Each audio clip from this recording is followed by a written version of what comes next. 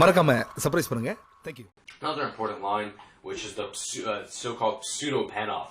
So it's similar to a pan-off Bithynic attack, but it's not quite. It's like a pseudo pan-off. So we're going to look at a couple of lines here. This line does come up from time to time. It's important to know because if you're just thinking this is going to transpose to a pan-off, then you could be in it for a rude awakening when white plays something different. So we're going to stick with the usual d5 here to attack, to claim our stake in the center. And now if white wants to play a pseudo pan-off, he really should play c takes d5. If white plays the move e takes d5, then we have a nice option here of knight f6, a mini gambit. I say mini gambit because there's no way on earth white should be accepting this one. If white plays pawn takes c6, knight c6, knight takes c6, we have these two beautiful knights out. This extra pawn is backwards. This knight has the d4 square under lock. And if, for example, a move like knight f3, now e5 is coming, threatening e4, and after d3, you can play e4 anyway, with the idea that, hey, we're going to get a massive initiative here with bishop c5, bishop f5, castle long. I think this is practically almost winning here for black because of how dangerous it is for this king here. Of course, the knight can even fly into the position. So, yeah, white really shouldn't be accepting this gambit. Instead, he can play d4, which directly transposes to the pan-off. Or he can play knight c3, which will transpose to coverage in the pseudo pan-off that we're about to look at. But in this version, white has really cut out a lot of his options. So the most accurate move is c takes d5 because of ed then knight f6. So cd, pawn d5, pawn d5. And now we're going to play knight f6. So we're going to try to capture this pawn with the knight, or at least delay our capture of this pawn. If we play the immediate queen d5, then we get hit with the tempo. And also this leads to a position that is quite outside our repertoire in terms of the style of play. So we're going to play knight f6 here. And now white has three logical options. And the moves here that make this a true pseudo pan-off are queen a4 check or bishop b5 check, which are both disruptive moves. We're going to start off with the third option, knight c3, which is the position I've said that can arise if white takes with the e-pawn. But in that variation, you won't have the option of queen a4 or bishop b5. So against this line, I'm recommending knight takes d5.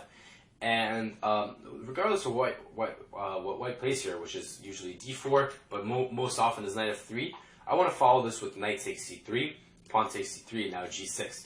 So maybe this is resembling a little bit the variation that we looked at against the pan-off Bithynic, where the fianchetto, sort of in the spirit of it. This sort of resembles like a Grunfeld defense, where black gives up the center a little bit, but goes for the fianchetto option. And I like playing this way because it's very straightforward, and I've tested this option out with pretty good results. Again, I'm going to keep this short here, and additional information will be in the PGN. The whole idea here, so for example, white plays d4, bishop g7, bishop d3, castles, knight c6. Black actually has a wealth of plans here to target the so-called hanging pawns. I love this formation against the structure. The bishop, of course, looks like it's blockaded, but not for long, since black is always going to toy with ideas of e5. Also, these light squares are quite juicy for the taking from black's point of view. So there's two plans for black here. One of them is involving bishop g4 and then try to get an e5. That's one viable plan. But another plan is, for example, after rook e1 to play move b6. And this plan will have in mind putting the bishop on b7, so getting some gorgeous light square control. And then the rook will come to c8, and knight a5, knight c4 is always on the cards. Again, this is quite an easy to play variation, and I will attach additional notes on it, but just knowing that these plans in the position is good enough to start playing it. So we're going to focus more here, as I mentioned, on the disruptive checks. We're going to start with a weaker move, which is bishop b5 check, after which there's no problems here.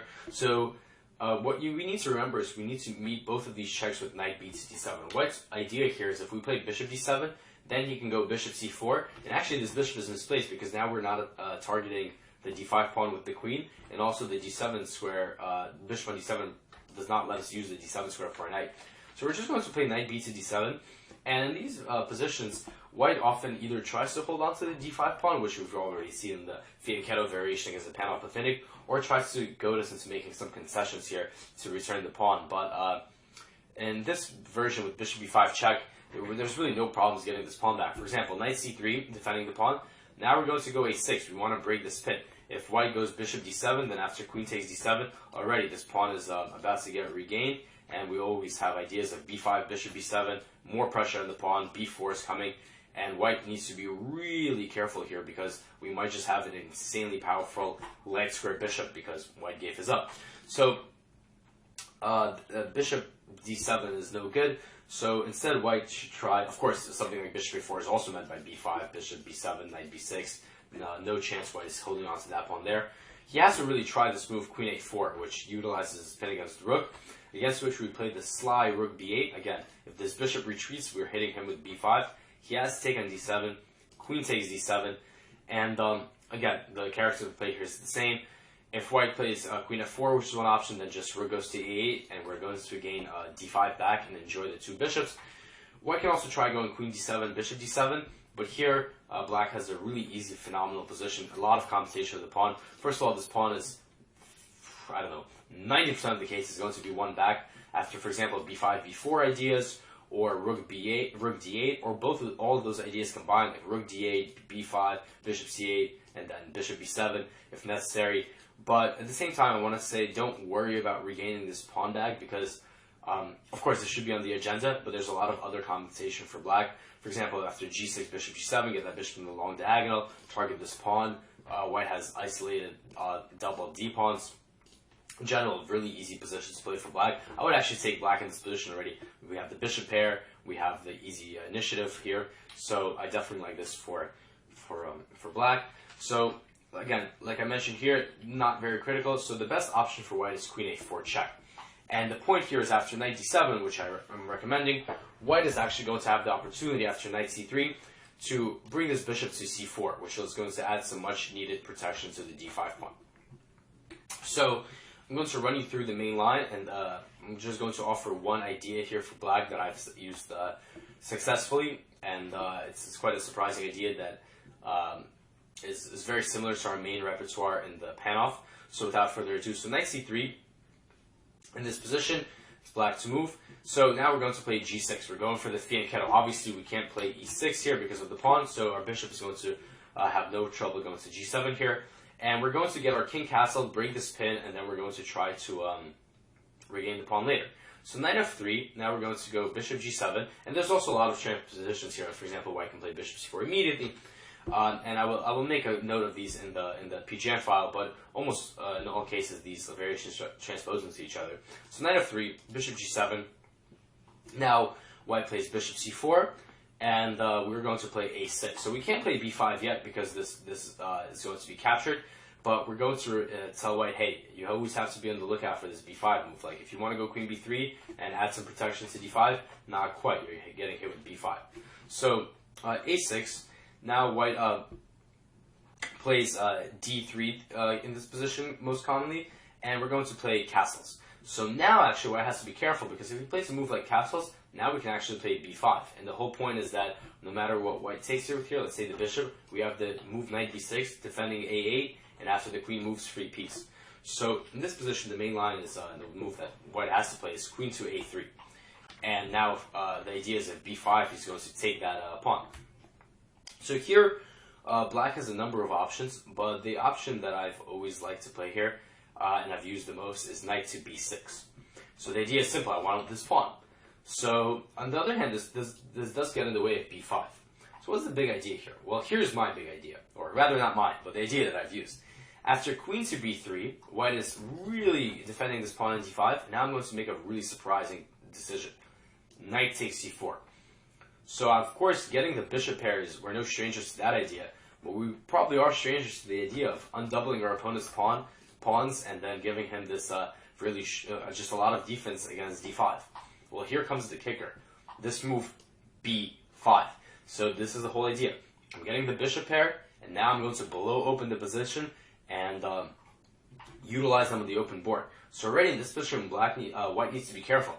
The obvious, or perhaps the logical looking CB is already leading to a very, very dangerous position for white after knight takes d5. And a very nasty move for white to face. If queen d5, of course, this drops the queen. And if knight d5, then after bishop to e6, this pin is going to be the death of white, after which the bishops are going to be absolutely dominate the open board. So difficult situation for white here. So white should play the move castles here. And indeed, I've had a game here against Grandmaster Gerbu, who's over 2,600 FIDE, and I got quite a good position from the opening, although fortunately ended up losing the game after a very typical move 40 blunder. And I'd like to show you how that game proceeds. I captured on c4, queen c4, and now comes a key move here, e6. So I'm no longer fighting to regain this pawn, I'm fighting for an open position where my bishops are going to be very powerful. In the game, actually, my opponent declined this pawn. After de bishop e6, I would get huge compensation with these pawns, with these bishops raking down the board. And one example can be after queen h4, very natural, but maybe going for this pin, maybe going for an attack. We have this really powerful idea, knight d5, opening up the bishops, and not being even afraid of a queen trade despite the fact that we're down material. After, for example, queen d8, rook d8, the result of the position here can be very, very difficult for white because he's not going to be able to develop here. He can't move this bishop because of b2 is hanging, and he can't even support that pawn because of bishop a2. Meanwhile, we are planning moves like rook b8, and in general, in this position, black has at least enough compensation for a draw, worst case scenario, but can even play this position for a win. In fact, I really like black's position here. So instead, my opponent, seeing this or knowing this, played the move bishop g5. So his idea here was that after I played pawn takes d5, is that he didn't really care about winning the pawn. He just wanted to maintain pressure against my position.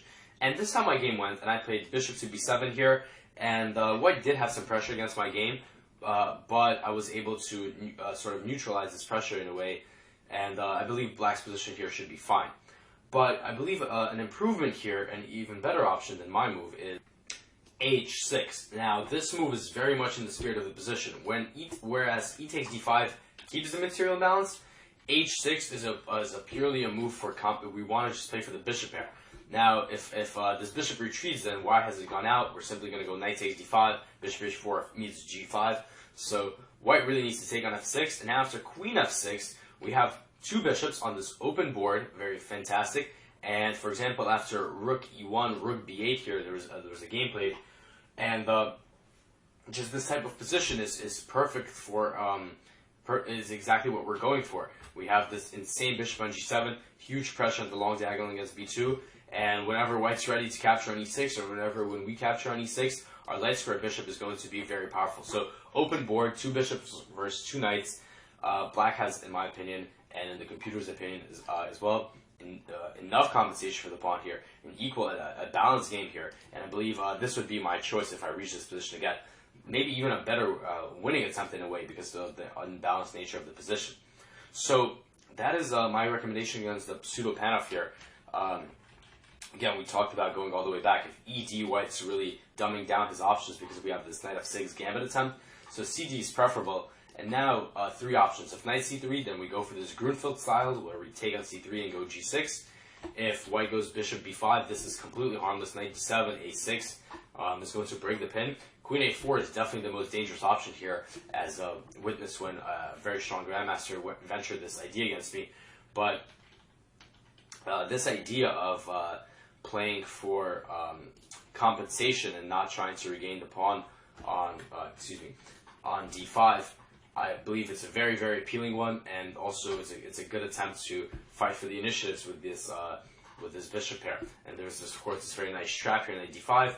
So if white castles, then we go for this position. And I mentioned the improvement on my game where I played the move h6, which where I could have played the move h6 to fight for the bishop pair. And again, I think this is perfectly satisfactory. And I did test this, as I said, this move knight b6 a couple times. I've only had a chance to test it once against a grandmaster, but I've tested it multiple times against masters and FIDE masters.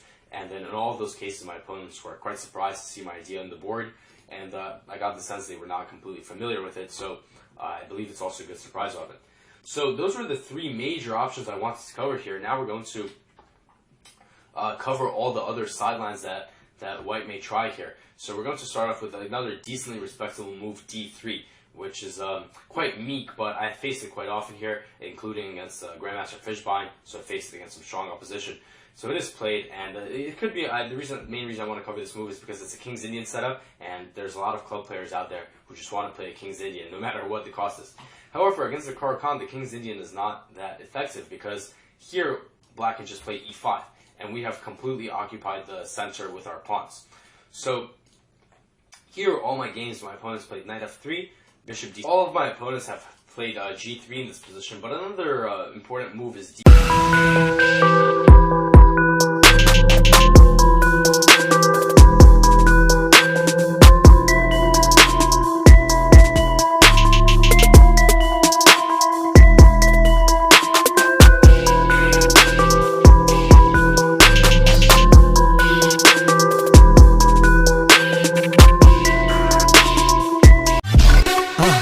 மறக்காம surprise பண்ணுங்க.